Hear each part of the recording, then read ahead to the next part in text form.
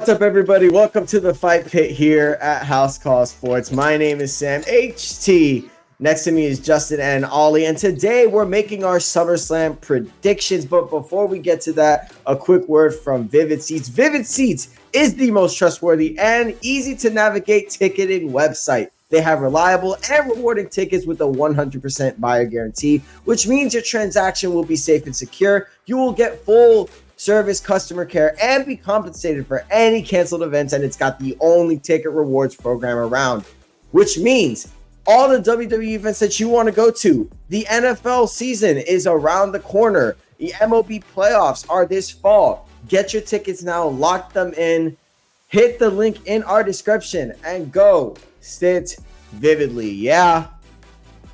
With that being said, there's Uncle Howdy again. With that being said, fuck me, it's the Wyatts. Yeah, it's the Wyatts, bro. Like, oh my goodness. All right, Bo. We'll get to you later. Look, SummerSlam. Wow. It's safe to say that we're in for a very, very stacked card as Ollie gets his little technical camera difficulties.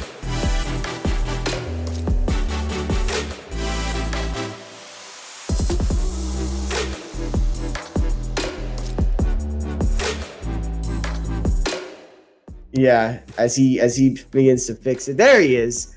What's up, Ollie? Okay, let's hope it stays like that, right, guys? Let's hope Ollie stays like this the entire time. Now, SummerSlam, as we've said, is this Saturday, and with it coming this Saturday, I think we're obligated to make these predictions. Now, with that being said, we have a very, very stacked card, including the main event between Solo Sikoa and Cody Rhodes. We got the blood feud between Drew McIntyre and CM Punk with Seth Rollins as a special guest referee. Very excited for that. But we got some other matches to get to, some other championship matches to really get into. And we're going to start with the women here. We're going to start with Bayley against Nia Jax for the Women's Championship. Now, this match is going to be very interesting. Nia Jax is Queen of the Ring. She's been very active as Queen of the Ring. A career renaissance, to say the least. Her career was down in the gutter, got fired, and now she's back at SummerSlam. And I'm excited for this. I don't know about you guys. I'm excited for Nia Jax to potentially get her moment at SummerSlam. I think Bayley's title reign, there goes Ollie. I think Bayley's title reign has been very good, very serviceable for the most part. And I think this match is going to surprise a lot of people. I know a lot of people aren't the biggest fans of Nia Jax in the ring, but I think it's going to surprise a lot of people. Ollie, I'll go ahead and start with you. Hopefully your face is here so we can see your glorious face while you make these predictions. Who do you think is going to win this match? And just tell me how you think the match is going to go overall. Yeah, well, as we get past swiftly the Wyatt 6 trying to mess up my fucking camera feed because, they're not happy with Papa H, are they, for not getting a spot on the SummerSlam card. But onto Bayley and Nia Jax. Now, for me, it was probably, other than Cody and Roman, this was probably the most predictable outcome for a WrestleMania match. Like, everybody knew that after Bayley won the Rumble, like, that was it. She's winning the championship at WrestleMania. But there hasn't been any plans at all beyond that. Like, you can tell that the entire sort of climax, the apex of this story was you get the massive WrestleMania pop, you get her winning the championship on the grandest stage, and then that's it. There's really nothing there. And as Nia now is, while she's still questionable in the ring and with her injury track record of injuring people she's wrestled against, like, she's probably besides Rhea, I think she's one of the most top heel women in the company. And I just think it makes sense to put the title on her because they've clearly got no plans, no directions with Bayley. Yet there's something that could happen with Nia. And since Roman Reigns, we haven't really had a top heel champion. You could argue Damian Priest, but look at the reactions he's getting now from the crowd, especially if you saw the live event in Japan, where he got cheered as he helped Jey Uso out. But look, Nia, for me, I think is an absolute slam dunk. I think it's a no-brainer because they've clearly just lost all sense of whatever the fuck that is they're doing with Bayley.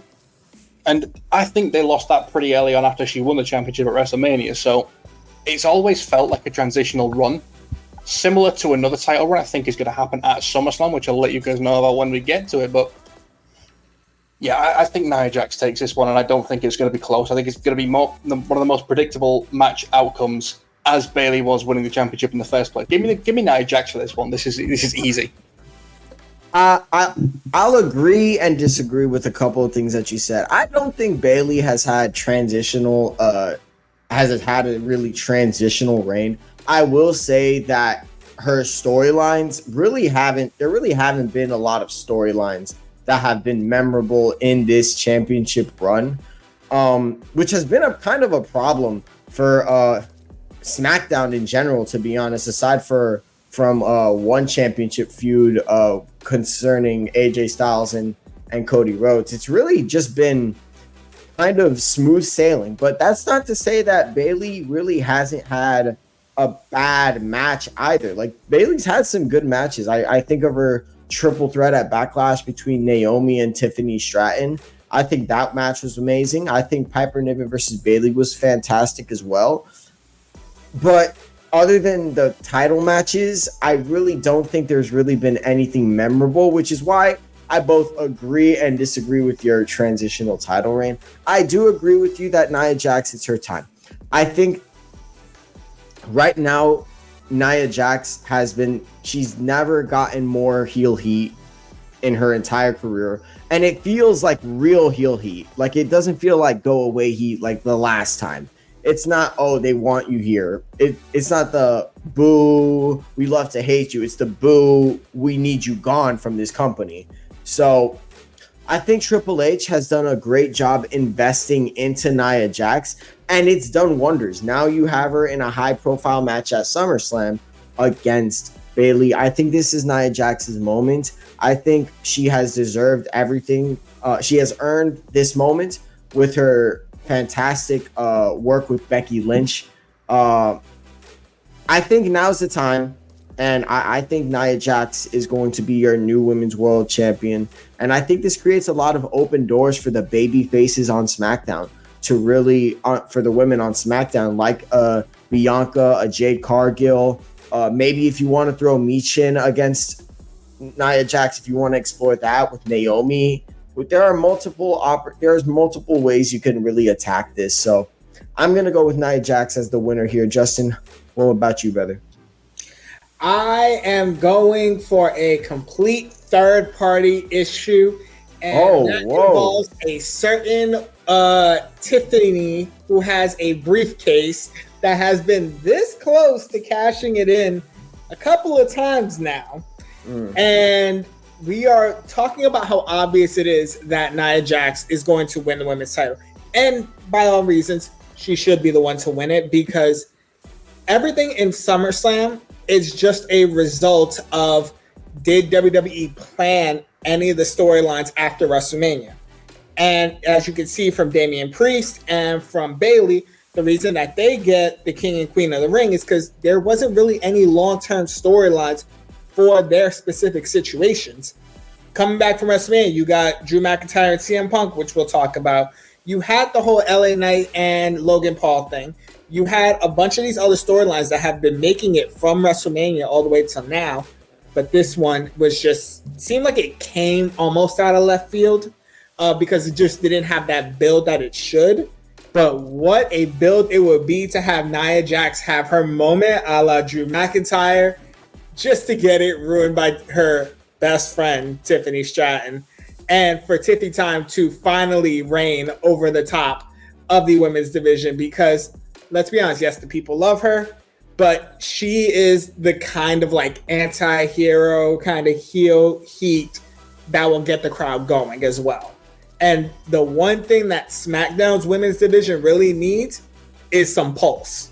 And I think that will be the good pulse that they need. Right. Absolutely. And let me tell you, man, like, it's so frustrating, like, seeing SmackDown the way it has been lately, with their storytelling and how lazy they've really gotten. I think their women's division has been a bit of a bright spot. So right now, I think right now you need a top heel in that brand, because you don't have any real top heels in that brand other than Logan Paul, and even then Logan Paul, my bad, top heel champions on that brand other than Logan Paul, and Logan Paul's never there. He just isn't. So and we all know Solo Sikoa is probably not gonna win the title, but we'll get to that in just a second. I have a question though concerning this women's division. If Nia Jax is the person to win this championship at SummerSlam, who do you guys think is going to be the first to contend for this championship? Jade, I think maybe they're like gonna give Bayley a rematch. You think? I think they don't even know where they want to go with this, so they will either have Bayley do a rematch and kind of stretch this out to the next PLE, or they do a Bianca Belair rivalry, and then we could probably sneak in a Bianca Jade Cargill storyline and kind of plant the seed in there. Yeah, but the thing is with Bianca though, like the thing, that entire match is literally just going to revolve around. Do you remember Hulk Hogan, Andre the Giant, the whole body slam thing? That's exactly what this is going to be about with Bianca, because she's been known for lifting some things, and this match is literally, that match would just be, oh, look at me, I can lift Nia Jax, and that's all it's going to be. Well, I don't think it'd just be just that, but I think what it would be is kind of just like who is going to go over in that situation, because you want Nia Jax to win clean against Bianca Belair. I definitely I don't know if I want that. I don't want Nia Jax to have like one just one defense and then she loses the title, because Bianca Belair is a superstar. I want to either Jade screwed Bianca or Bianca screwed Jade, and all of a sudden you have like a thing between the three of them. So who do you think should turn heel of the two, though? Because I think Bianca as a heel is a very interesting premise, but I don't think they're going to pull the trigger on that because she's so popular with the... Bianca kind of has John Cena syndrome, which is like you are too liked by the crowd to be a heel. Jade Cargill, for the casual WWE fan, is not really well known to the casual WWE fan. For people like us who've also like tuned into AEW and other promotions, we all know what kind of talent Jade Cargill is. And she has that freedom and flexibility that she could play the heel role and play it pretty well. It's pretty interchangeable which one you want to do, but based on crowd feedback, I think Jade would make a better heel. Yeah, I don't disagree at all. Go ahead, Ollie. I was just going to say, would that not mean that a Bianca heel turn would be more unexpected and that they would have a better effect on the crowd, who just would never see it coming because she's so over as a babyface? If you pull the trigger on her becoming a heel, that would be like turning John Cena heel, like you just said. And, taking one of the most popular females in professional wrestling as a whole, as a babyface, turning her into a heel. That's how you do it. That's how it's the element of surprise now that we're really missing in professional wrestling at the moment, and making a shock switch like that could be exactly what this women's division needs. You have to do something so over the top though in order to really make that work. Like, this is how I would envision in my head if they were to turn Bianca heel. It would have to be, instead of Bianca and Nia, let it be Jade and Nia in a match. And Bianca goes in there and deliberately screws over Jade Cargill, because more than the friendship, she wants her gold back. Now she's doing something like worse. Like, she's probably power bombing Jade onto the announce table and X, Y, and Z. Like, she has to do something drastic in order to build that heat. Yeah. Like, everybody loves Seth Rollins. He had to take out Rey Mysterio's eye. Yeah, well, this is going to be as big of a switch, I think, as Jimmy Uso's heel turn. But the thing with that is that we saw it coming, because we all saw the interviews where they said our dream match is against each other. So everyone was like, right, well, this is going to happen eventually. How long has Bianca Belair been in the WWE now? Not even just in the main roster, but on NXT as well. How long has she been a babyface? Years. Absolutely years now. And the last thing that these people are expecting is a heel turn. So you take advantage of that. If I'm Triple H, I'm looking at that, I'm capitalizing on that, and I'm thinking, well, this is the last thing the crowd is going to expect, so that's exactly what I'm going to do. Yeah, and for anybody who doesn't know, the last time Bianca Belair ever became a heel, like a formal heel, was back during her NXT days, like her last run with NXT when she was competing for the women's title there. Ever since she got called up to the main roster, she has been a face. Yeah, and evidently it's just more difficult. Like at the bottom line of this would just be it's just so difficult to like look at a Bianca Belair and think, you know, from all the shirts that she's selling for how over she really is, to really just like turn her heel here. It would be unexpected. But for Jade Cargill, it would also be unexpected as well because they're very, you know, close to each other. And honestly, I don't think we get a heel turn until 2025. I really don't. I think 2025 is when that heel turn is really going to happen. I wouldn't put it past Triple H. Yeah, for the Netflix. I mean, well, to be fair, only thing with that is if you leave it that long, the people are going to lose interest in the Bianca and Jade tag team situation anyway. So then when the heel turn does happen, it's like, oh, what? Yeah, we forgot about those. Why is this happening now? That is evidently true, but at the same time, like I don't think you don't need Bianca and Jade to be a constant. I don't think the women's division really needs. Well, I wouldn't say they don't need it. I think they benefit from it for sure. However, I think they're really trying to build up the tag teams over at Raw with Damage Control, with their group with Sonya Deville, Shayna, and Zoe Stark. You got the tag team champs with the Unholy Union. You're starting, not to mention Candice LeRae and Indy Hartwell. So there is kind of like a tag team division that they're trying to build here, and to the point where if you decided, hey, we're gonna go ahead and separate ourselves from the tag team division and just go our singles role with Jade and Bianca, I don't think that's really a big problem. And then you have Jade and Bianca screw each other there. You could have them like manager each other, like they go to the ring together. They could be a little group, but they don't necessarily have to tag together. I mean, I'm just going through like SmackDown's roster right now, and I'm like, I don't see what else you can do after you put the title around this girl's waist, because what you got B-Fab, you got Bayley, Bianca, Blair Davenport also a heel, Candice LeRae also a heel, Chelsea Green maybe. I think Chelsea Green is the only heel. I mean, the thing is that she's not a top heel though. Like she's really right now, like she's not being booked like a top heel. She's kind of just. She definitely can. Yeah, she like, can be. Yeah. I'm not saying she can't. She absolutely can be, but the problem is that she's not being booked as such. So if she's not being booked as such, why are we gonna believe? This is why I think Money in the Bank she should have won. In my heart, I think she should have won because that's an easy way to catapult her right to the main event scene. Like just her holding that briefcase in general, it can make waves. But like, I'm not gonna rely on Piper Niven as a heel. I'm not gonna rely on Blair Davenport. It's like I think the baby faces. That's why Nia Jax should be lacking in SmackDown. SmackDown's women's division is lacking big. Literally, the only other person I could think of besides Chelsea Green, and Chelsea Green is more of like the comedic. You mean the heels, right? You mean the heels, right? No, I mean faces. Like after Nia wins, there's really no baby faces in SmackDown that you would put on that level to compete. I'd say Naomi is one. I'd say if you wanted to run it back with Bayley, that's a second. Let's not forget. But then you'd have to go to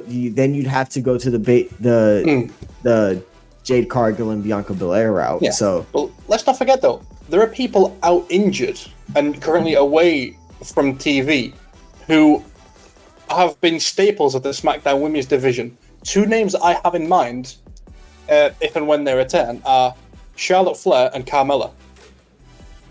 Now, those two once brought back into the women's division.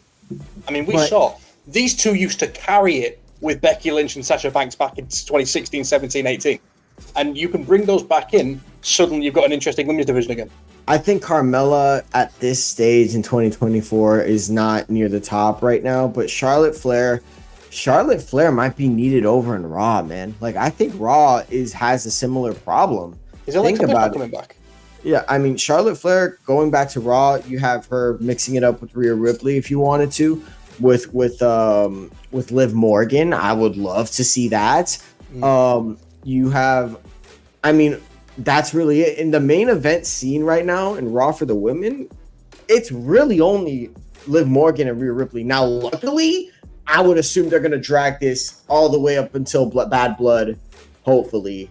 We'll talk about that, but yes, this is not going to be the end of that rivalry because something. I have projections that some things are going to happen in that match. Yeah, well, we can get to that in just a second, but we are going to go ahead and move on. Who knew Bayley and Nia Jax would get this kind of discourse? I mean, but that does raise a problem that the women's division does have, and the problem in SmackDown right now. Like, there really isn't a lot going on in SmackDown. The most entertaining segments have really been from the United States Championship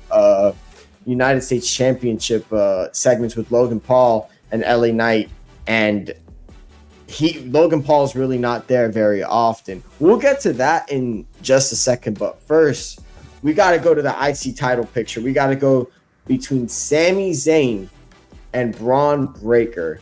A rematch of Money in the Bank. Definitely a match that had a lot of people a little upset online, granted. The crowd there really loved Sami retaining. Me, not so much, but I digress. Sami Zayn versus Braun Breaker should bang once again. I definitely think it'll be better than their first match. I feel like the first match, they definitely kind of didn't kick into a higher gear, but we'll get to that in just a second. Justin, I'm going to go ahead and start with you. Who you got in this match and how do you think it's going to play out? I think it should play out the way that it was supposed to at Money in the Bank, and Braun Breaker should not only take that title, he should dang near take down Sami Zayn in half, because I was calling for that in Money in the Bank, because I thought if there was any time for Sami Zayn to lose his title, it was going to be against a heel to build up a lot more heat in Canada, where Sami Zayn is from. Now, yes, I get it. He's not from that particular part of Canada. I get it. But still, his home country. I think we're trying to do two things with Braun Breaker. We're trying to establish him as a star in the main roster, and we are trying to build him as a heel, which honestly, thankfully, he took that extra time in NXT to actually build that heel persona, because I think it's working dang near flawlessly in the main roster, because he's going out there and literally destroying everybody and everything, particularly Sami Zayn. And Sami Zayn is showing like that heart of a champion, that he's taking some and then dishing some right back at him. But I think it all comes to a head here. I think the inevitable is happening, that we finally need to put a title on Braun Breaker in the main roster. And let's get going with balancing the championship picture in WWE as a whole, where we go from having way too many baby faces to adding some heels in there. Yeah, definitely. Braun Breaker needs to win. I'll cut right to the chase. Braun Breaker needs to win. I don't think there should really be a debate here. Look, where do you go if you have Braun Breaker lose clean to Sami Zayn twice? Like, what are we really doing here? Sami Zayn, I want to give my flowers to Sami Zayn. He's been a great champion. I definitely think he gets too much hate. I think Sammy Hogan is such a ridiculous claim to make, considering it's funny, but a ridiculous claim to make considering that Sami Zayn has never had a title reign this long ever in his career. So I think we should give him his flowers. With that being said, the way you've built Braun Breaker, it needs to end tonight. It needs to end right now. You can't make the decision like you made against Finn Balor, against Seth Rollins, where the writing was literally on the wall and you decided to not pull the trigger for no reason, really. I think right now is a perfect time, a beautiful time to just, hey, Braun Breaker's been a monster, right? He's been a top heel in that brand. Let's reward him. Let's give him an Intercontinental Championship run. I don't know if it'll be as dominant as Gunther's. I don't think any title reign is going to be as dominant as Gunther's. However, I do think it's going to be definitely a solid title reign. Definitely to the end of the year. Look, Triple H, strike with a iron is hot. Like, I'm so sick and tired of waiting. You didn't do it with Finn Balor last year. You didn't do it with Braun Breaker. You didn't do it with LA Knight and Money in the Bank. You haven't done it with Jey Uso. I'm going to get to LA Knight in a second, but Braun Breaker right now is getting barks from the crowd. He's getting a big reaction every single time his music hits. The music sucks, but he's getting a big reaction. Nonetheless, he needs to be rewarded. Okay, I get it. He's young. He's got a whole career ahead of him, but you want to build Hall of Fame careers. You want to build superstars. This is how you do it. No bigger place to do it other than WrestleMania. Have Braun Breaker win the Intercontinental Championship off Sami Zayn. Go ahead, Ollie.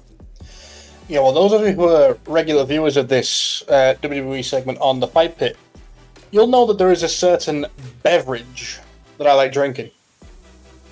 This is no ordinary beverage. This is, in fact, it can only be described in one way, as the creative juices. Now, I was quite thirsty before this recording, so I took a drink, right? Oh, boy. I went downstairs to the fridge, and I took a sip, and something spawned in me, right? I've been seeing some conflicting reports about this match, and I decided I'm going to bring them to life. So, Sami and Braun are in the ring, but the match doesn't start.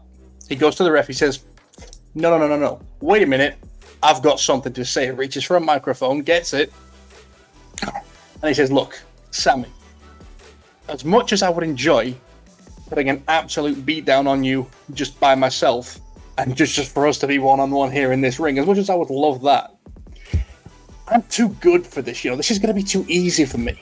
Okay, so what I'm going to do, I've made some calls in the back, right? I've talked to Adam Pearce, I've talked to Triple H. One man isn't enough. We're going Big E Langston on this bitch. 3 ain't enough, I need 5. One man's not enough. Okay? Oh, a one-on-one won't do for someone as dominant as I am. So I've made a few calls. I've made this a triple threat match. Because I feel like, I'm not even going to break a sweat just facing you, Sami. I'm going to, I need someone else. I need a challenge. If I'm going to win this championship, I'm going to earn it. So who comes out?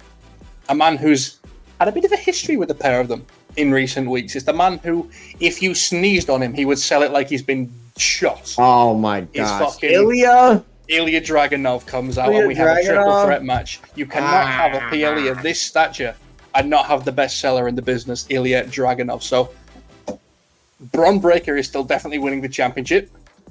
Don't get me wrong. Like you said, strike while the iron's hot. We're sick and tired of waiting. And if you're going to pull the trigger on him, you better do it now because there is no better time. But some of the reports I've seen suggest that Ilya Dragunov could be in this match. And I thought, well, considering I pride myself, on being Ilya Dragunov's number one fanboy. And anything that even remotely suggests that he could be a part of this, I'm fucking jumping all over that. So that's exactly what I think. Like I said in the past, it's not what we think's going to happen. It's what we want to happen. Right. My goodness, Ollie. Okay, so a couple of things. Yeah, you go first, please. A couple of things. I'm going to say my first thing, and then maybe we'll see if Justin has the same. First of all, in the recent weeks, Braun Breaker has been saying he's not underestimating Sami anymore. He underestimated him the first time. So if he decided to get on the mic and be like, I'm not taking you very seriously, that would just kind of just defeat the point of his promo this past Monday night on Raw. That's what he's doing. He's making Sami think that he's got a chance. But why would he diminish his odds by adding Ilya Dragunov? Because that builds up that makes him look stronger, and that makes him he's saying, look, what makes you stronger than pinning the champ? Finger. What makes you stronger than pinning the champ, though? Look. Pinning the champ when there's someone else who could fucking pin him and you'd lose. No. See, okay. That would only, and I mean only work if he was going to try to stack both of them up and pin both of them. I was thinking of that. I fucking forgot to mention this. We are getting a WrestleMania 37 spot with Edge and Daniel Bryan, except it's Braun Breaker fucking pinning both of them. Technically, fucking Edge should have won the Universal Championship, sue me. Okay, And here's the reason why I wouldn't want that to happen. Because, and I have been cheering for it, and you have been cheering for it, Ali. We want Ilya and Gunther. And there is no way we'll be able to save Ilya if he is getting stacked and pinned by Braun Breaker. Like, we need him to build momentum so we can get that match, because he has to build enough momentum to be a main event championship caliber superstar, because all of a sudden we're talking about, well, we can't even say it right now because we haven't even spoken about that match yet. So I'm going to save it for that. But we need to build up momentum there. And having Ilya go into a IC title match, it would work if you are going to screw over Braun Breaker and have Ilya win that match. But other than that, it's just going to bury Ilya right now. Yeah, I prefer not to have Ilya involved at all. Like, if you're gonna involve Ilya, it has to be. The thing is that Ilya is like one of those talents that's like, you saw how they're protect. Like, he's lost clean how many times? Like twice, maybe. Yeah. Once against Braun Breaker, and then once against Jey Uso, who are both scorching hot. One is super over, and the one is contending for the IC title. He's only been pinned twice. It's been disqualification, and then he got knocked out by Braun Breaker literally 2 weeks ago on Raw. So he was not pinned. So they're clearly trying to, like, not necessarily protect Ilya, but really not have him lose so much. So I feel like having him go into this triple threat, why would you? I just feel like Ilya just should be. Look, by the way, Ilya Dragunov should be in Bash in Berlin. He needs to be on that PLE. He's got to be on that PLE. Whether it's for the IC title, whether it's for a World Heavyweight Championship, I do not care. He's got to be on that PLE. He needs to. He needs to. That's the bottom line. Right now is Braun Breaker's moment, and we got to make it sure it's Braun Breaker's moment. Leave Ilya Dragunov out of this. Ilya's going to get his moment. He's so good. He's very intense. WWE loves that. But right now it's Braun Breaker. And I want to make it Braun Breaker versus Sami Zayn. I see what you're cooking, Ollie. And I know you love Ilya. But I can't let this slide. As far as I see it, I'm the only one with a vision. So... Oh my God. Now if it happens and I hear Ilya's, I'm texting Ollie. I'm like, God damn it. If you know, it's fun. If I hear Ilya's music once throughout SummerSlam, the thing is, I don't know if it's gonna get like. I just. Feel I like want $5 from both of you if he shows up at SummerSlam. Bet I'm not. It's not happening. Them international fees, sending it across the pond. Hey, fucking Revolut, mate. PayPal. Do whatever you need to do. You just said Revolut. What the heck? Revolut? What the heck is Revolut? Do you know we're what American. Is? No, we're from America. We don't know what Revolut is. Oh wait, it's Olympic season. USA.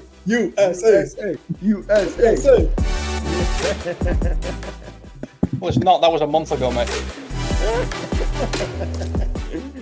Shout out to Team USA. Raw. Where's the bald eagle screech when you need him, man? Yeah, God, if Rob was here, I wouldn't hit the fucking end of it. Gosh. Okay, no, Rob is the most American out of everybody. My goodness. Listen, it could be worse. You could be Australian because they're getting a lot of it. Oh yeah, Australia literally lost. Like, I've never seen rugby in my entire life. I saw that play, and then I love everybody saying touchdown when I don't know if that's a correct term for rugby. No, it's a try. It's a try. A try. Me, I know my fucking rugby. Everybody's like, touchdown America, and I'm like, bro, I didn't know a dang thing about rugby until these Olympics. Touchdown America is nuts, bro. That's the thing. It's more of a touchdown than it is in the NFL. Yeah, literally. You don't actually have to ground the ball in the NFL. You just have to take it over the line. But in rugby, you've got to ground it. So technically, you are touching down. That's a touchdown. That's more of a touchdown than... See, that's why I just don't get American football. Hey, man, look, we have our own rules, and they're all amazing. You guys get your own rules, and they're all amazing as well. Let's respect both. Respect America, respect rugby, respect everything, okay? We're going to move on because this is turning into an international feud, and we do not need this right now, especially with the Olympics going on, okay? Hey, this is exactly what we fucking need. Wait till track and field starts, okay? we're taking all the gold after that. taking it from everybody, okay? All right. Now, speaking of the United States Championship is going to be defended in Logan Paul finally coming into work after months. He's going to be defending it against L.A. Knight. Love that. Look, I'm not going to even let you guys speak. Listen to me, Hunter. Listen to me real good. I'm looking right at the camera. LA Knight needs to win this match, okay? He needs to win this match. You heard what Logan called him? You heard what Logan said? Logan said 20 years in this business, and he has nothing to show for it. You're really offended. 20 years in this business. You know how insulted I was? LA Knight didn't look pissed at all. I was pissed, believe me. LA Knight is one of the hottest baby faces in WWE, period. Few wrestlers in the world are getting the reactions he's getting. In Cleveland, in Logan Paul's hometown, he's going to get the bigger pop than Logan Paul, because Logan Paul is a scumbag. Damn good in the ring and on the mic. But damn it, is he a scumbag, okay? Everybody in America knows it. Everybody in Japan certainly knows it. So with that being said, you, for one, need to strike while the iron's hot, stop screwing around, and make sure that LA Knight walks out of SummerSlam the new U.S. champion. That is the bottom line. I don't want to see, oh, he got screwed. Oh, it wasn't clean. Oh, long-term booking. Shut up. No, absolutely not. I don't want this at Bad Blood. I don't want this at Bash in Berlin. I don't want this at the next WrestleMania. I don't want this at the Royal Rumble. I do not want it on any other PLE. If this Saturday, LA Knight isn't your champion, your new United States champion, I will see you in Greenwich, Connecticut, and we are going to fight, okay? And I might get beat up, but we're fighting. Are you sure you want to Justin, you can go ahead and go. Fantastic. Okay. That nearly rivals my rant about Money in the Bank. All right, bring it back, guys. Bring it back. My goodness. He addressed Hunter on that one.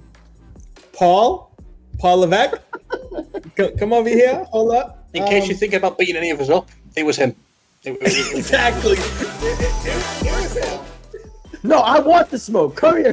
That's here, right. I don't care. Right. Go down to Miami, Florida. He out there. Anyways, no, but Sammy does have a point. This is pretty much do or die last chance for a LA Knight title reign. Like, this is build up that is not just long-term booking. This is literally over a year of hype for LA Knight. And he has been close. He has had title shots. He has pretty much been in that picture for some time, but he's never been able to actually have that moment and actually win. And the fact that he has been able to sustain the amount of hype that he has gotten is a tribute to his character as it is. And it is time. Matter of fact, SummerSlam's in Cleveland this year, right? Yes, It is. Okay, what makes it a better story than to beat Logan Paul in his hometown, where he is from? I know he's getting booed. Come on. That's because he left to Puerto Rico, but I digress. Literally, he's not going to get any. I really hope he gets booed on Friday. He needs to get booed, because if he gets cheered, we might be cooked. I'm not going to lie, we might be cooked. But he's not going to get. It's Logan freaking Paul. What are we talking about, bro? He's not going to get cheered at all. He's a natural heel. Okay, and credit to him. Oh my gosh, I'm sorry. I get so upset when I think about like LA Knight, because he still hasn't won a championship, and he's like my favorite WWE wrestler. It sucks. Okay, Ollie, go ahead, man. That rant that you did there, near on rivals mine that I did last year at Money in the Bank. That's close. Yeah. That's close competition. But I mean, you can talk about long-term storytelling all you want. This is taking the fucking piss. Like, yeah, there is literally, in my mind, no universe, no alter fucking ether universe dimension, right, where Logan Paul walks out of SummerSlam as the United States champion. And we've mentioned it a lot. This is kicking a dead horse, but you cannot, like I said, this match was written for SummerSlam because you cannot have a PLE in Cleveland and Logan Paul not be there.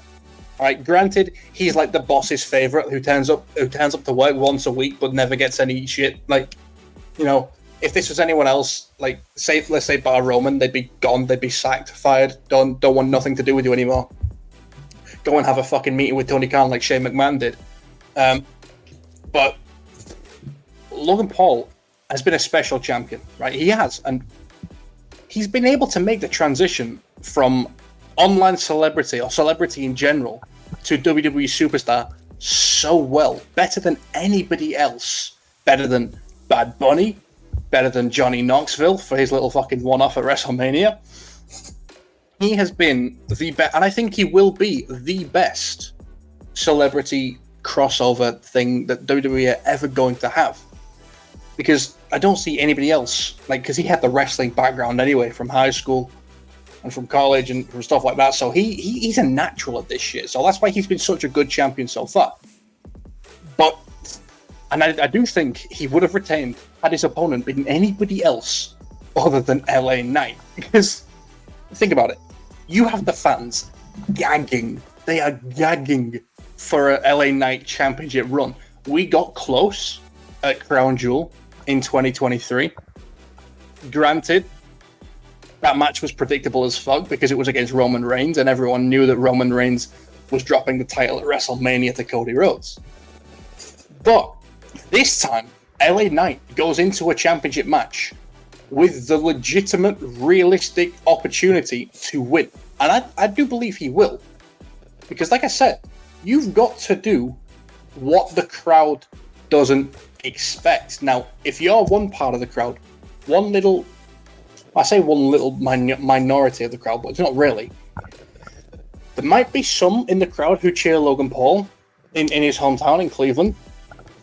And it's about pissing that minority off as much as possible by having him drop the championship at SummerSlam.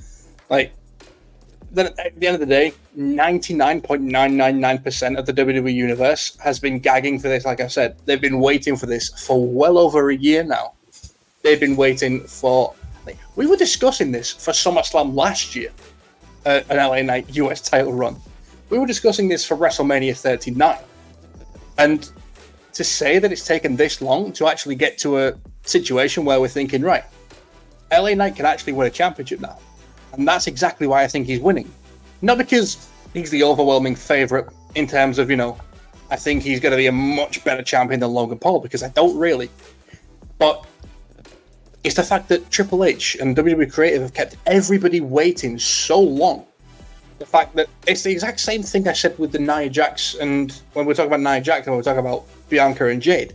If you leave this not any longer, but if you leave this much longer, even with someone of the star power that LA Knight has, people are going to lose interest, and then you're gonna be thinking, well, why didn't we do that a lot sooner? So this is going to be their chance, and I think they know this is their chance to pull the trigger on LA Knight as a champion, and that is exactly why he's walking out as your United States champion, with everybody saying LA Knight.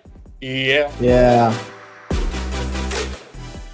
No. Understand something. Logan Paul has not been a good champion. I don't care what anybody says. He hasn't. For you to be a good champion, you got to show up. Okay. And you had to have a body of work with that championship to earn you a part-time status. Roman Reigns had a body of work before he became a part-time champion. Logan Paul has not earned that. He has not earned that. He hasn't. He might be busy. If he's busy, drop the title. You are a great celebrity wrestler, and you are honestly a great professional wrestler, period. Let's just call it what it is, right? Great. But you're not here. And that United States Championship has lost prestige because of it. Okay? It has not had prestige in the Paul Levesque era. We need it back. We need the prestige back. And the only way for that to happen is with LA Knight as your United States champion. You're one of your most over baby faces. Do a open challenge every Friday Night SmackDown if you have to, okay? But the bottom line is LA Knight needs that championship, not just because he needs it, but the WWE and its fans need it, okay? Because Logan Paul is great. He is. But he's good for celebrity feuds. That is it. Logan Paul versus Ricochet, cool. Logan Paul versus Kevin Owens versus Randy Orton, cool. as a champion, if he's going to be like this, never again, respectfully. So, Ollie, I'll be honest, I don't know how you got that Logan Paul. Logan Paul, when he's been on TV, he's been great. He has been, and I think that's why you're calling him a good champion, and I can respect that. However, if you're not here for most of your title run, how the hell am I supposed to say that it's an elite title run? It's a good title run. I can't. 2 title defenses in 250 plus days. I'm sorry, I just can't get behind that. Is that not part of his character though? Like he's saying, well, look, I don't need to be there. Why the fuck? Yeah, I'm the champion and all, but I'm going to do what the fuck I want. I'm not going to be there. No, you've got to make me. You've got to give me what I want, and then I'll be there. I get that. I absolutely get that. But the thing is, he's not on TV. He's not. If you're like that, cool. But you're not on TV, and you're like that. You don't talk about feuds outside of WWE. Yes, you're just carrying the title outside, and you've done your job with that. I get that. But the bottom line is, you're not on TV. You're not cutting promos every week. You're not doing anything, on television. I'm sorry. LA Knight can come here week in, week out, cut a promo with the United States Championship, have a title match in that month or that week, and the US title immediately becomes more prestigious because of it. So I love Logan Paul, the wrestler, but him as champion, I'm out on it if it's going to be similar to this. So Logan Paul, great performer, immensely talented, not a great champion. That's my verdict at the end of the day. With that being said, we can go ahead and move on to someone who has been a great champion, Damian Priest. I mean, wow, what a shocking... Who knew that Damian Priest eventually would turn it around? And everybody didn't really take him seriously at first. He's really come into his own as a champion. Great title defenses. I'm very excited to see this match against Gunther, who is just he could have a great match with the Butterfly, I promise you. But Ollie, I'm going to go to you. Who do you got in this title match between Damian Priest and Gunther? And what do you expect from it? Yeah, this is one of the few matches where I think it could genuinely go either way. Like, I've had such a hard time picking who I think is going to win this. I think that Gunther is ever so slightly the more favourite. And that's exactly why I'm going for Damian Priest to retain. Because I've been banging on this entire episode about doing exactly what people are not expecting. And since Gunther won the King of the Ring, that's all people have been saying. They've been saying, right, well, he's winning at SummerSlam. He's beating Damian Priest. This is, it's all lined up. The stars have aligned, It's all perfect, like perfectly lined up for Gunther to win at SummerSlam. But Triple H doesn't think like that. He thinks, well, what can I do to get the best on-screen audience-based reaction? And sometimes the way you do that is by completely flipping the narrative and doing exactly what people are not expecting. Like, not to an extreme sense, like having fucking Akira Tozawa win the Royal Rumble or some stupid shit like that. But you want something that's going to get a reaction. And I think Damian Priest winning is going to get a reaction. Not only because he's the slight underdog, I think, coming into this match against Gunther, but also because people have been growing on him so much as a champion. I mentioned this last time about just how much people have taken him in as a champion. But now, the reactions he's getting as well. Like, almost reminiscent of a babyface. So, I think now, it's not only going to be unexpected, but I think it's going to be a crowd pleaser as well. And let's not mention as well, the shit that's been going on with the Judgment Day and Liv Morgan. Wow. I mean, that's 2 matches this could potentially happen at. We could have interference in this one. We could also have interference in the Women's Championship match. There's, I'm sure we'll discuss this properly. There's so many directions they could take this. But yeah, I think, I've been thinking for such a long time that Gunther's going to win because this is Gunther's, I think this is Gunther's time. And he's arguably more over now as a heel than he's ever going to be. But Priest is going to turn heads if he wins, and he's going to get the reaction that WWE and Paul Levesque want. He's going to get exactly that, and that's why I think he's going to win.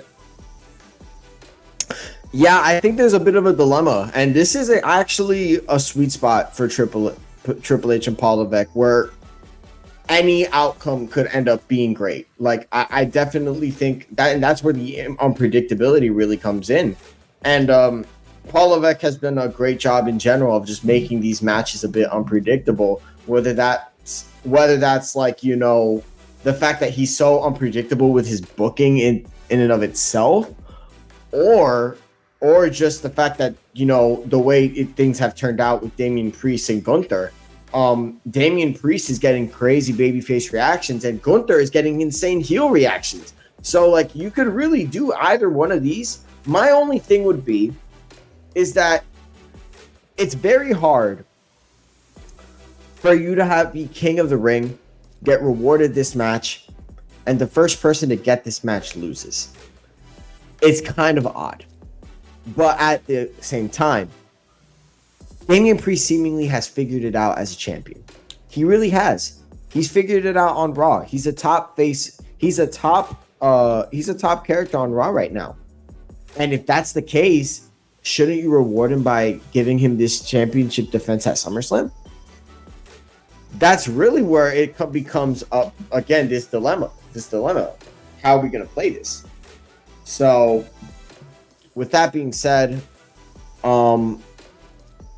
this is hard. This is a very hard prediction, but I'm going to go with Gunther. I think they're going to want Gunther to be a champion at Bash at Berlin.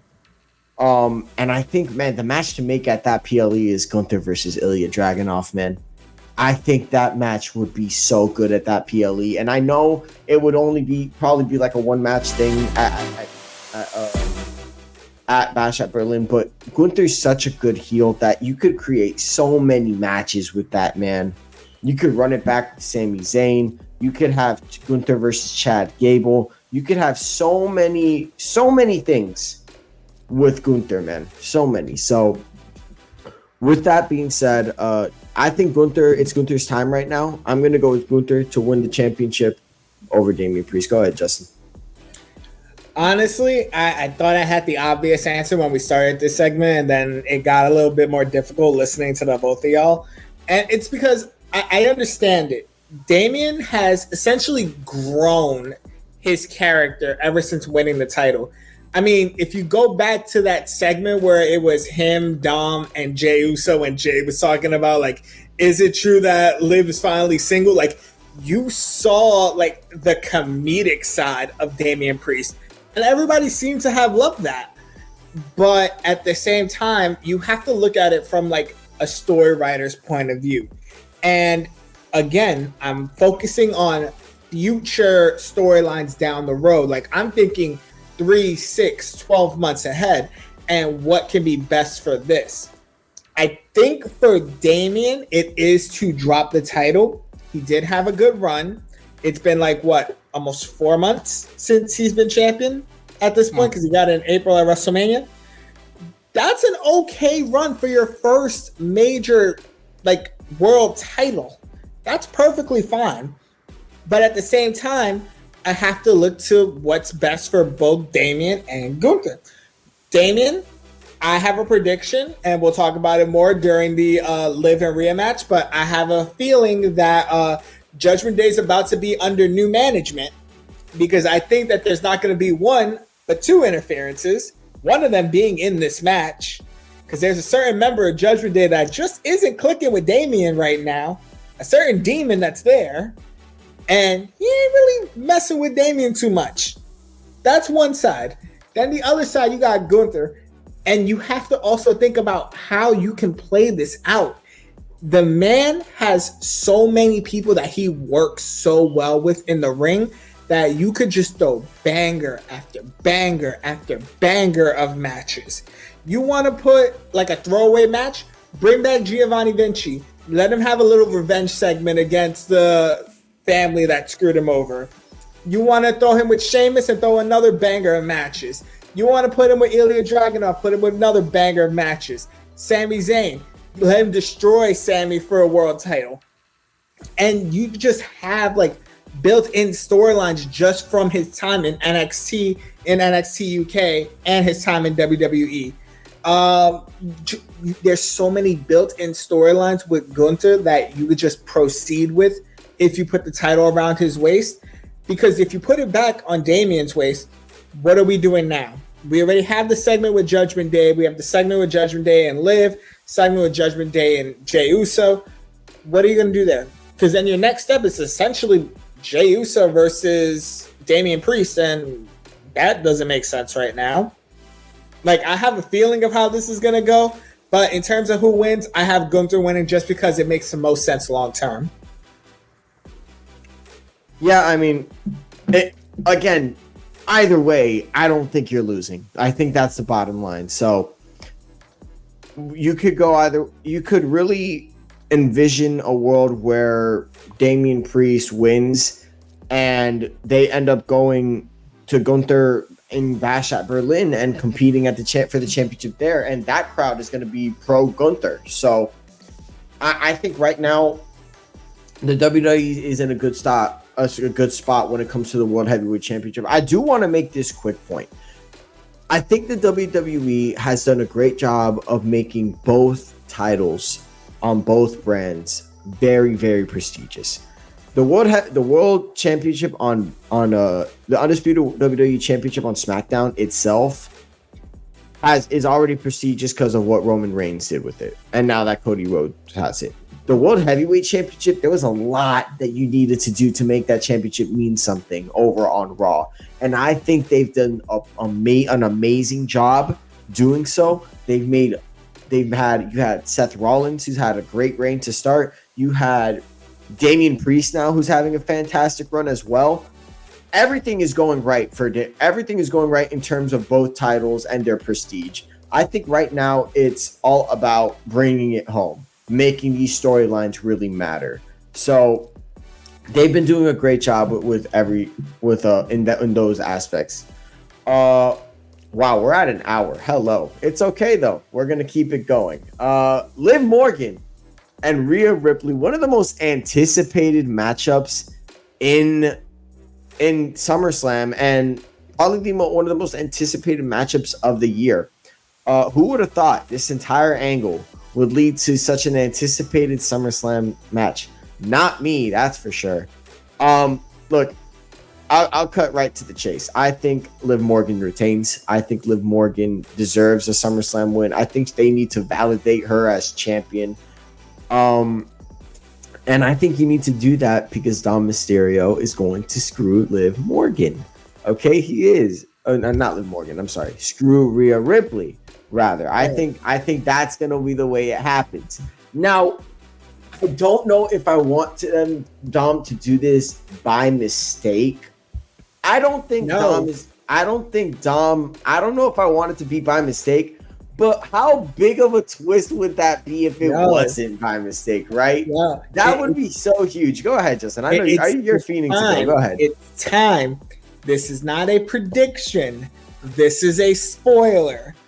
Dom is going to screw Rhea on purpose. He is going to turn against Rhea Ripley. He is going to turn against Damian Priest. He is going to give Liv Morgan the win. And we are going to have this era's version of Edge and Lita, where screw over Matt Hardy. And we got the new couple of the WWE, of Raw, in Liv and Dom. And this is what I mean when I say Judgment Day is going to be under new management, because the new head of Judgment Day is going to be Dom and Liv. Why? I know you're laughing at me, but listen to this. Listen to this. Over the last couple of months, who has the rest of the Judgment Day been rocking with more, Liv or Rhea? Definitely a Liv, low key, man. Okay. Who have they been rocking with more, Dom or Damian? Definitely Dom, man. So remember this: Rhea and Damian are the last two original members of the Judgment Day. So over the last couple of months, while Rhea has been away on injury, Liv Morgan has been sneaking her way, building relationships with the rest of the Judgment Day. So wouldn't it make sense that, to come full circle, that the two people who screwed over Edge for the Judgment Day end up getting kicked out of Judgment Day by the new faces of it?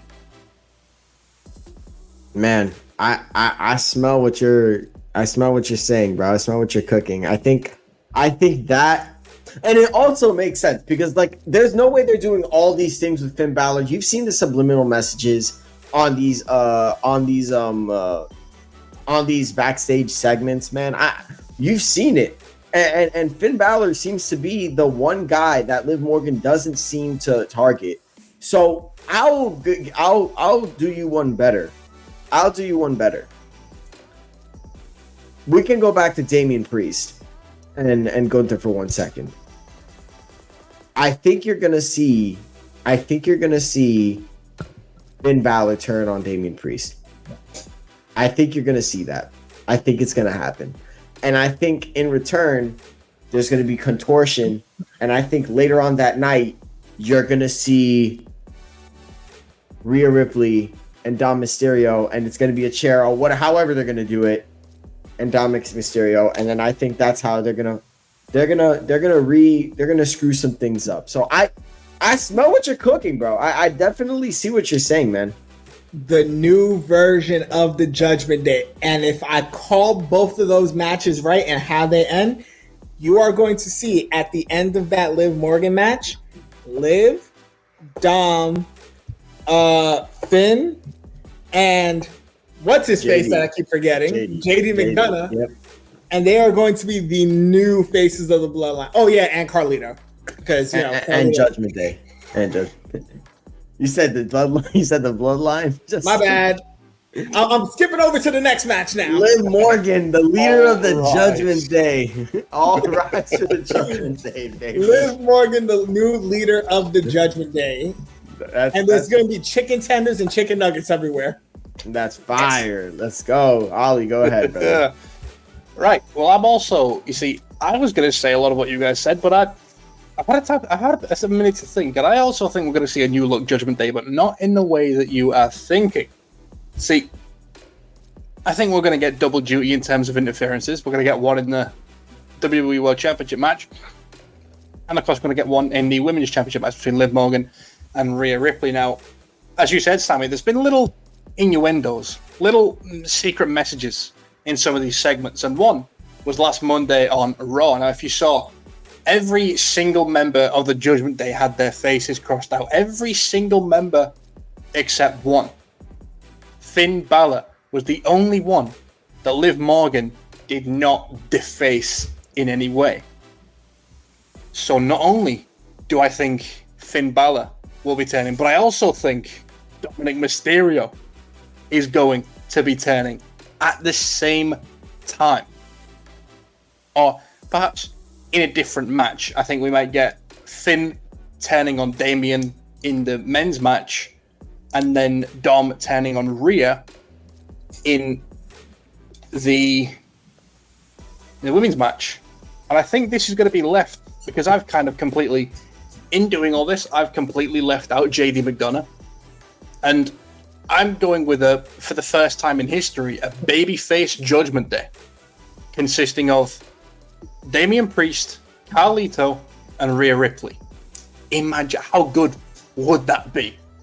I don't know if I'd add Carlito.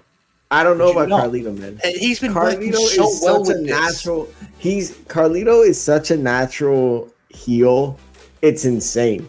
His comedy for his heel comedy chops it's so amazing. And I think you gotta keep him. I think you keep that duo. If you want to keep that duo of Rhea Ripley and Damian Priest together, I wouldn't mind that. But I think Carlito is kind of just like, he's just such a good heel comedy. Because we are going to get a mixed tag match between the Terror Twins, Damian and Rhea, versus Liv and Dom eventually. Yo, Liv and Dom better get stomped, bro. There's no way. Liv and Dom better get stomped. I'm not gonna lie, bro. Like if Liv and Dom, they literally look, because Rhea Ripley and Damian Priest have been so dominant throughout this entire year that you can't have Dominic Mysterio. Liv Morgan might be champion, but Liv Morgan is gonna be champ by shenanigans. Okay, she has to be, because you got to protect Rhea Ripley. But, and I will say this, and come back here, Paul Levesque. I need you to come back here. Your father-in-law is no longer running WWE. Remember, it was him. Oh my God! Once this happens, I better not see a bed in the middle of the ring on Raw. Oh my God, bro! I don't need that. Yeah, no hanky panky in the middle of the ring this time. No hanky panky at all. Liv has been very. I called them the next like Edge and Lita, and I just don't want that part. That's exactly what I was thinking. Yeah, a nice little rival faction thing between like what I was saying, Damien, Carlito, Rhea on one side, Dom, Finn, and Liv on the other. And I do think Liv is definitely going to retain here, not cleanly by any means, because we still want to protect Rhea Ripley. But she's not winning the championship. Like, again, I mean, Liv is like, this story is far from over, and if she drops the championship now, it almost diminishes what we've got here. And you want to keep this hot for as long as possible. And you want to keep these segments going, like the one where she was at the fucking on top of the thing with the right. This is what you want to keep going. You want to keep the interaction high. You want to keep the engagement there. And little segments like these and rivalry like this is exactly how you do it. And then you can go with Liv. Maybe the revenge tour is complete. Now she finally has Dom, and she can then go and sneer and jest at Damien and Carlito and Rhea, going, look what I've stolen from you, and look what I've got and you haven't. So that's another direction that this can go. But this can only work if Liv retains. Yeah, Liv. The basis of this is that Liv is retaining. I think we all can agree. Liv's got to retain. I think Rhea Ripley needs to lose. Here's the thing about this stuff. Rhea Ripley is so dominant. You have to cheat. You literally have to. Rhea Ripley has not been pinned since WrestleMania 39. Like, that's 2.5 years ago. You gotta, on my mama, if she gets pinned clean, we're fighting. There's no way she can get pinned clean. She needs to, if it's a title, if it's not a low blow, but it's something, man. Something has to happen, man. Something has to happen. We'll go ahead and move on. Look, the possibilities for that match are endless. I cannot wait to see how it really ends. Similarly to how we're excited with how this matchup ends between CM Punk and Drew McIntyre. I am so excited for this match. You guys have no idea how long I've been waiting for this match, bro. It's been months, man. It's been so long. And honestly, what I'm thinking is I don't want CM Punk to get hurt. I just really hope he's just okay, because I really hope he just doesn't tear anything or anything like that, bro. Because I hope I just hope everything goes well. I'm so excited for this match. Ollie, I'll go to you first. Who do you got winning this match, brother? Yeah, they're going to be really careful now, especially Drew. Drew's going to be very careful with Punk here after what happened at the Royal Rumble. But we've been robbed so far of a CM Punk match, unless you've been at one of the house shows that he's wrestled at. We've been robbed of it. And there is no way you cannot make CM Punk's first televised singles match in 10.5 years a loss. There's no way. And the fact that Seth Rollins is the special guest referee opens up so much. I was thinking about the possibility of an interference in this match, but I have no idea who could, who it would be. I mean, unless we want to go all out, get the Scots in, maybe Joe Hendry comes in, save his brother Drew from the ICW days. Maybe we could believe. But no, I do think that CM Punk wins this match. I'm very intrigued after what happened on Raw to see exactly how Seth Rollins officiates this match, because while he said he's going to call it down the middle, he also said no disqualifications. Who knows? If you want to get counted out, maybe I might count to 10, I might count to 20, I might count to 50. Who knows? Maybe I'm going to count from 1 to 3. maybe a bit quicker one time, maybe a bit slower the other. And this can also, because I still think Seth Rollins is quite a good babyface. We haven't seen it turn just yet. I think we will eventually, but not right now. This is going to set up a feud between Seth and Drew. We're reigniting that because Drew is going to come out on the Raw after or something like that and say, Seth, you fucked me over here. You have absolutely stiffed me. I should have beaten him. Something's going to happen which is going to make Drew think, I should have beaten him. But because you did your little shenanigans, which you explained last week, I couldn't, and Punk won. And I got humiliated when I said I was going to absolutely smash him. So that's going to set a feud from there. Who knows how long that's going to end. But that's what's going to come out of this match because of Punk winning and Drew not being happy with Seth. Man, I just think that the thing is that Drew McIntyre, so much has happened to him. This is one of the most unpredictable matches I think we've seen in the last couple of years. Because you can make a claim for every single one of these men to get over. I'm going to go with Drew McIntyre here. I think Drew McIntyre has been screwed of championship after championship. He's been on a roll. And I feel like he hasn't gotten a win in a very long time. It's been a long time since he's gotten a real singles win. And I think his win against CM Punk is needed. I think you should screw over CM Punk. I don't think it should be clean at all. I don't want either of them winning clean. I'll be honest. I don't. No. The only way this is clean is Drew McIntyre squashing CM Punk. And that's not happening. Okay, we all know that's not happening. Okay, so with that being said, CM Punk should 1,000%.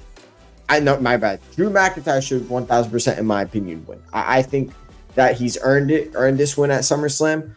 I think there is a way to do it to propel this feud to eventually become a championship feud. I think eventually all three of these men are going to be in the title picture come WrestleMania season. So I think Drew McIntyre's earned this win. I think Drew McIntyre has really done some of the best work of his career to the point where he's on the mic getting better than CM Punk. He's actively, we were seeing with our own very eyes, Drew McIntyre absolutely cook CM Punk, cook Seth Rollins, and cook whoever on the mic. He's been phenomenal. I think he's earned this SummerSlam win. I'm going to go with Drew McIntyre. Go ahead, Justin. I've been back and forth on this match for so long because you could go either way, and I feel like there is a way to make it a banger. But I'm also thinking about what is the way to build the feud even more between Seth Rollins and CM Punk, because that is essentially where this is going to lead to. And like Ali said, this is CM Punk's first televised match in 10 and a half years, almost 11 years. What better way to do it than to have CM Punk hit a GTS on Drew McIntyre, go in for the pin, and Seth Rollins curb stomps him and screws over CM Punk. And essentially either drags Drew's body on top of him and pins him, or maybe he doesn't hit the GTS and we still get that moment with the stomp. And Drew just looks at Punk with a sick smile on his face like, I'm shocked you did it, but I'm also glad you did it. Because then you also give Drew that win. But the whole point of it is to build that heat between Seth and CM Punk, because now Punk, in the eyes of all the now Seth, in the eyes of all the CM Punk fans, is one of the most hated people in WWE, and we get the fire that we need to make that match for whatever PLE you want to put it on. I guess my only rebuttal would be, why not you know what? Because I'm thinking CM Punk as a heel would be so interesting at this stage, but I think right now CM Punk, you can't turn him heel because he's so loved. So everywhere he goes, he's getting big reactions, except for St. Paul, Minnesota, because who cares about St. Paul? Oh, I'm sorry. I shouldn't have. I'm sorry. If you live in St. Paul, Minnesota, we apologize. St. Paul, look. If there are any St. Paul, Minnesota residents that watch this show, I apologize. Okay. But with that being said, I think CM Punk right now needs to be a face. Seth Rollins as a heel would be very intriguing, but I definitely think right now in this era of Triple H, there really is no clear babyface or heel. I think in this era, it's like it really depends on the situation. Like, for example, Rhea Ripley against Liv Morgan is going to be the babyface here, but she is a heel. Damian Priest, literally Damian Priest a month ago or a couple weeks ago was a heel that went up against Seth Rollins and was getting heel reactions. And a month later now, he's getting babyface reactions. So, really, you could go either way. This is one of those feuds that really you don't need any real, you don't really need to make anything black and white here. You could really just cook whatever you want, and you get to decide who you think is the good guy, who you think is the bad guy. So, with that being said, I'm excited for this match. This is one of my most anticipated matches of the entire PLE. And I really hope that, most importantly, that CM Punk can really stay healthy, because he's been injured a lot last couple of years, and I really hope he doesn't have a whole nother hiatus. Okay, he looks great, by the way. I think he's gotten a lot bigger and buffer. And that's definitely a bright spot. I just hope he doesn't get hurt. With that being said, final match of the night. Probably the most interesting main event, most predictable main event of the entire year, honestly. Raise your ones to the sky for Solo Sikoa, leader of the Bloodline, tribal chief of the Bloodline, or so we might think. Solo Sikoa versus the American Nightmare, Cody Rhodes. Now, I'll go ahead and start. Cody Rhodes is winning this match. Okay, he's winning this match. We all know why we're excited for this match. The only reason. It is the return of our tribal chief in God mode himself, Roman Reigns. I'm so excited to see him back in WWE. I'm interested to see what kind of feuds he's going to be in, bro. Like, now that he could potentially come back as a babyface, the pop he's going to get, going to be generational. I cannot wait to watch it. I'm going to make sure I don't get spoiled for this reaction, okay? I'm going to block all of Discord, all of Instagram, all of Twitter, all of everything, okay? No notifications the entire day. If you two so much as text at me during this PLE, during these matches, I will so help me God that this next episode I'm going scorched earth on the both of you, okay? With that being said, Cody Rhodes is winning this match. I really don't have much to say about this match. I don't think Solo Sikoa is really that. He's done a good job. Just, I really don't care about him that much, because like, he's doing things that I care about because it refers to Roman Reigns. But Solo Sikoa himself, I care more about Jacob Fatu than I do about Solo Sikoa, I'll be honest. So I've never really cared much about Solos in this iteration of Solo. So with that being said, Cody Rhodes is going to be your champion, and Roman Reigns is going to return as a babyface to confront Solo Sikoa. That last shot's going to be absolutely amazing. Justin, I'll go to you, brother. Look, we're going to make this quick because I know we're over on time. It is going to end either in a clean Cody Rhodes victory or a disqualification. And I'm leaning more towards a disqualification because I think you're going to have every member of this new bloodline jump Cody, and all of a sudden, we hear one of two things. Either we hear the Tribal Chief's music hit, or we hear, ladies and gentlemen. Oh, yeah. The advocate, the wise man, Paul Heyman walks out and says, coming back, your Tribal Chief, the head of the table, greatness on a different level Roman Reigns, and then the music hits. Either way, that pop is going to be insane. And that's what I'm excited to see. And not only is he coming alone, he's bringing back Jimmy Uso, because we haven't seen Jimmy in some time. And who knows? Down the road, we'll probably get Jay, because we're building this to Survivor Series, because we are getting a Bloodline War Games, which means there's still one more slot, because I believe it's 4-on-4 for War Games. 2 words for that one. Honorary Oos. It could be. Or we could do 2 other words. Zilla Fatu. There's so many ways this can go. I was all honorary Oos until I seen clips of Zilla Fatu. And now I'm just like, yeah, I kind of want all Samoans in here, because it's gonna be popping. Man, Ollie. Can you imagine the pop that we're gonna get, man, in Cleveland? Oh wait, hold on, we're in Cleveland. Okay, no, let me stop. Let me not disrespect Cleveland. Cleveland's gonna pop for the tribal chief. They better disrespect the St. Paul, Minnesota. No, okay, yeah, I already. Okay, look, Cleveland. No, Cleveland. They get down in Cleveland. Okay, Cleveland better acknowledge the tribal chief when he does return. Okay, he's gonna acknowledge him. You better acknowledge him. They better acknowledge him. There's not much to cheer for in Cleveland, to be fair. So they gotta be very loud. For the tribal chief. Ollie, go ahead.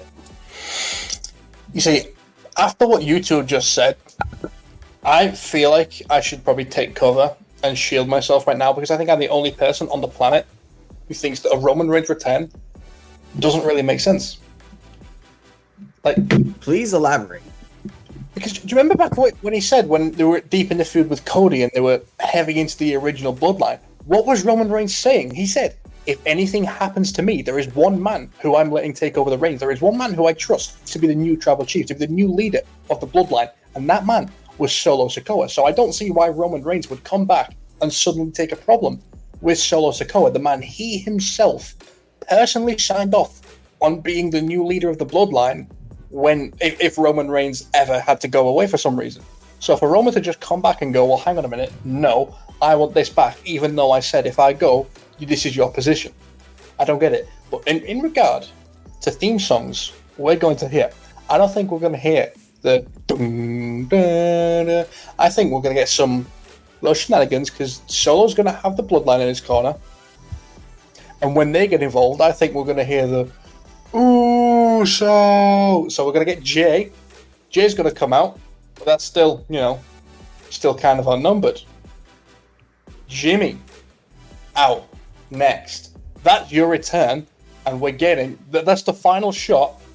Will be the Usos hugging it out, reuniting after the little feud, that, if you can call it that, because the match at WrestleMania was a steaming pile of dog shit. If you can call it that, we're getting the Usos, and we're saving the tribal chief for a later date, because, like I said, everyone's expecting it. But then when it doesn't happen, people are going to start asking, they're going to start talking, they're going to start debating over themselves, well, when is it actually going to happen? And that's when you strike, because you take advantage on the confusion that people are going to experience when Roman doesn't come back at SummerSlam. Now, I know I may be a little bit boring for that, but if SummerSlam passes, Roman's not back, people are going to be saying, well, where the fuck is he? When is he going to come back? And you take advantage of that. I'm going to give you 2 rebuttals. The first one, the reason he could come back is because the whole point of the bloodline was to keep and expand the family's power in WWE. Emphasis on the word family. This is not Fast and the Furious, but now, what did Solo do when he first came to power? Took out Jimmy. You already ruined that, and you just became all about the power. That's 1. 2, another way they can go about it is, let's say Roman doesn't come out. What if we get The Rock? Because The Rock did say that his story with Cody is not over, and he could be the one that's really pulling the strings with this new bloodline. So we could also get that. And then there's your Roman v. Rock. Because we've been gagging for a Roman versus Rock, but not for a championship. So that could happen in the case of The Rock comes back, reveals that he's truly been the one behind this new bloodline, and Solo's been playing Tribal Chief, sort of second in command to The Rock. And then Roman comes back, and we get the match that the dream match that was originally being built up for WrestleMania. We get that match, let's say at WrestleMania 41 in Las Vegas.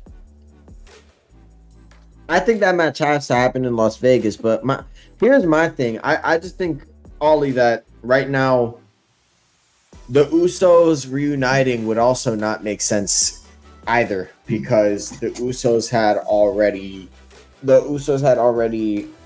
had their match, and after their match they never made up. So why would they just immediately make up then? And especially after everything Jimmy did to Jay. So they're both being targeted by the bloodline. That could have that's one thing. And another thing, Roman Reigns, yes, you're absolutely right. Roman Reigns, if Solo Sikoa said, you're right about what Roman Reigns said. However, Solo Sikoa clearly pushed the line, because Roman Reigns, while he was gone, he never actually gave up the reins of Tribal Chief. Solo took them. All right. And that's the no-no. And on top of that, he put hands on Paul Heyman. Roman and Paul Heyman are incredibly close. You do not touch the wise man. You don't touch him. So right now, Solo cannot be in the good graces of Roman Reigns, because he broke the code. He broke too many codes. Okay. So the bottom line, Roman Reigns is gonna come back, in my opinion, and it has to be against Solo Sikoa. I think it makes too much sense given what has happened.